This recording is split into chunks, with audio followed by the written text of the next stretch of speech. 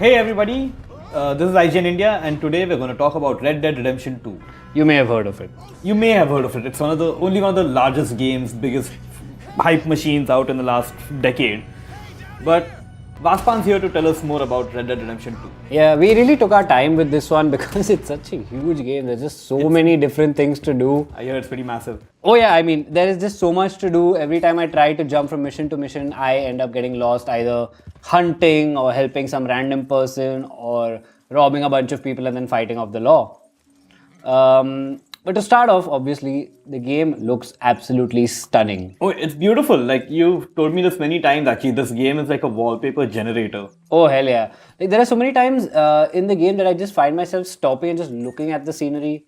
Like there are these two moments I remember very clearly. One was I was at camp and there was like lightning going on in the distance and I just stopped and I was staring at it. It was nighttime while I was playing, so it was so calming. Another time I was standing at the shore of a lake and you could see the rain coming in. Like you could see it starting from the other end of the lake and coming and hitting you in the face, and it was absolutely stunning. Like so many times when I'm just riding from one objective to another, like I'm in awe just riding through the scenery. It's absolutely beautiful. That must look gorgeous. Oh yeah, I mean even the ambient sounds like the birds and the endemic life, all of that just adds to it. It's a great looking game. Definitely the best looking game Rockstar has made. Well, while we're at the discussion of good looking, how's the open world? How does it play? The open world is an entity in itself. You know how we kept talking about Breath of the Wild being like the USP of it is the world. The pinnacle. It was the pinnacle of open world for the time. Yeah, this has just smashed the roof through that.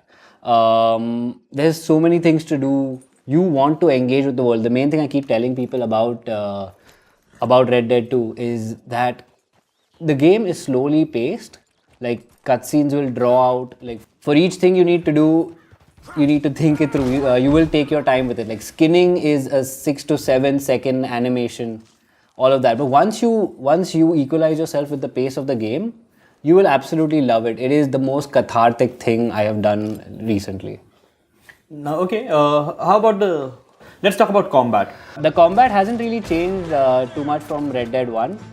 You have the same guns, that is the revolvers, pistols, sawn-off shotguns, normal shotguns, the repeaters. But as I understand it, you can't really carry all your weapons at the same time, can you? No, so yeah, that's the thing. You can at any given point of time, you have two sidearm holsters, so you can carry two revolvers or one revolver and a sawn-off shotgun or a pistol. But your rifles and your repeaters, those are on your horse. So every time you get off your horse, you decide your loadout. So if you want to stop and go to an objective, you stop, get off your horse, take out your repeater, and then go for it. That certainly sounds realistic. Yeah, it's a very simulation angle. Yeah. Other than that, it's pretty much the same. The aiming is a bit sticky. There are a lot of changes you can make in the in-game options.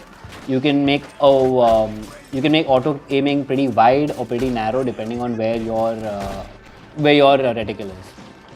Other than that, my favorite weapon to use is the repeater.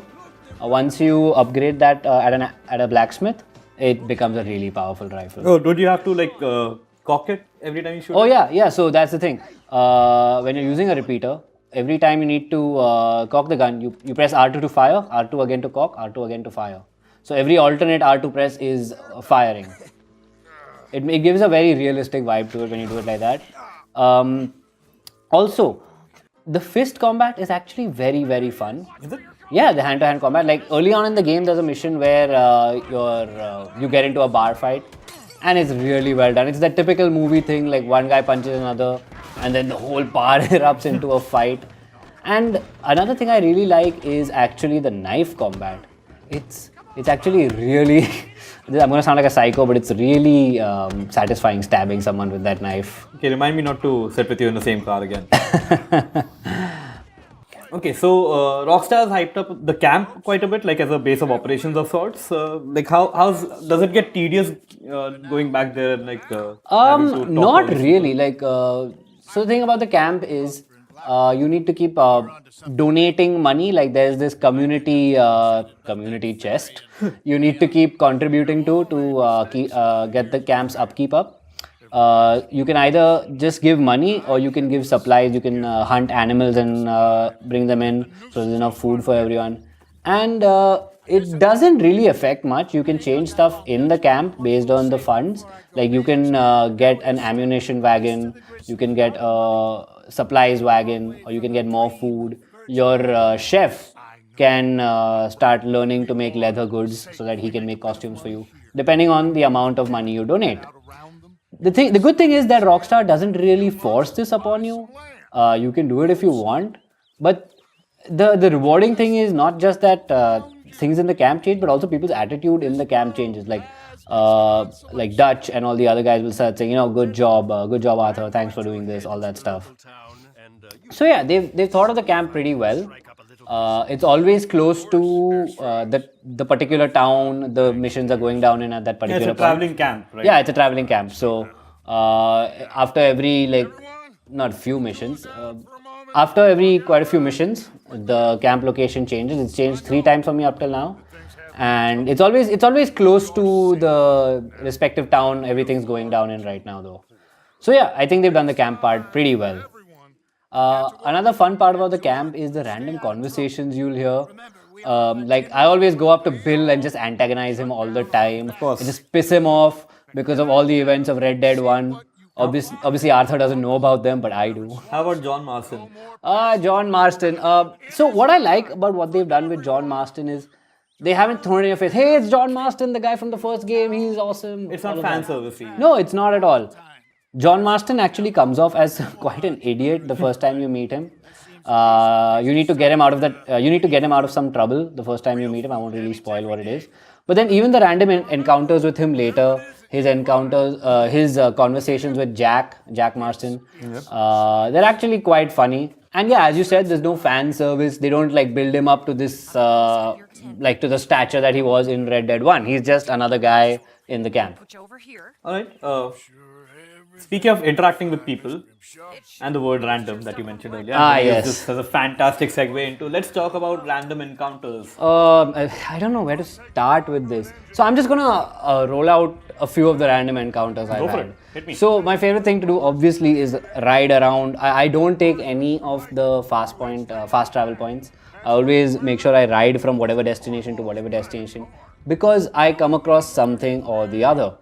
Sometimes I may find myself in a legendary animal territory where a Far Cry type, there are these legendary animals who you hunt and their pelt is worth a lot of money. Sure. And you can make talismans out of them.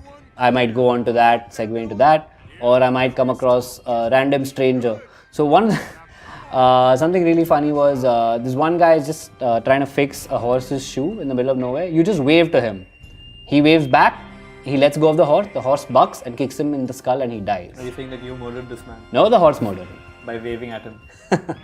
Another cool random thing I ran into was I was just walking by the gunsmith and this guy came out of the store and he was like, oh my god, I got a new gun, yay, pointing it to his friend, and it just goes off by accident. The whole town erupts and the police chase after him and you're just standing there.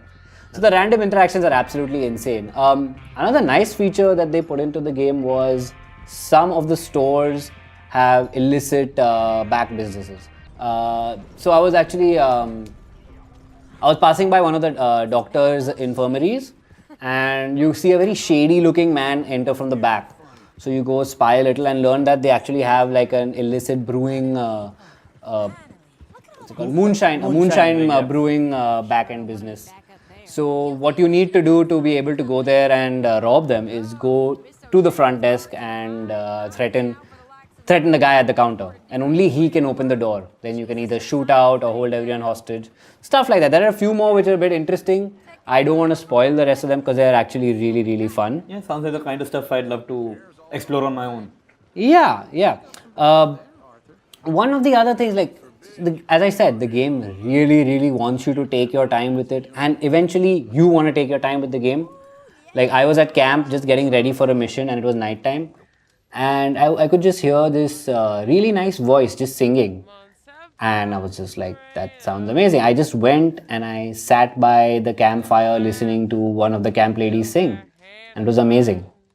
Yes, I mean, that sounds nice. And that's about all the time we have to talk about Red Dead Redemption 2 for now. But we'll be talking more about this game. Yeah, so Red Dead, I mean, the best thing I can say, there's obviously a lot of things going on about Red Dead. Our review on the website gives it a 10. But the best thing I can say about Red Dead, it's so many small gears working together to give you a really, really well-oiled machine, or locomotive in this case. Speaking of locomotive, I'm going to ask you one last question to bring this video home. How many trains have you robbed? 3. That's an impressive number. That's actually amateur numbers. Okay. Anyway guys, thanks for listening and stay tuned for more Red Dead 2.